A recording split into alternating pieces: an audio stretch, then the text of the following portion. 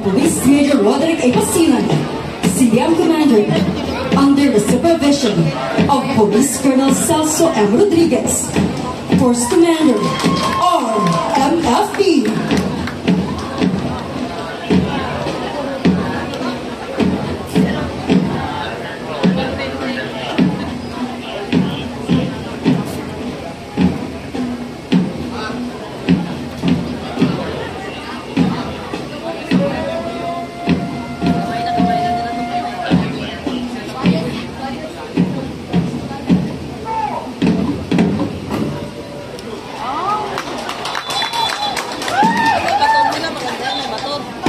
The commander faces above and will ask permission to proceed with the demonstration.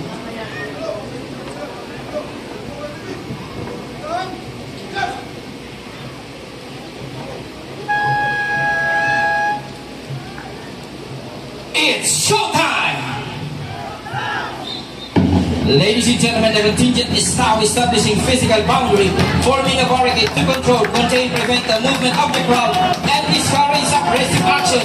Ladies and gentlemen, a straight, solid, line formation, making this room the first kind, creating a more durable, secure presence where crowd control is expected. A dominant, double line formation, a defensive umbrella formation, charging invisible force to achieve maximum strength, resiliency, and great stability. A striking double wedge formation. The RMFB is now creating a V-shape designed to penetrate or divide the crowd. Ladies and gentlemen, a B2-step banner wedge formation. The contingent is now creating a strong penetrating force to break the momentum of hostile crowd. A hypersonic arrow formation.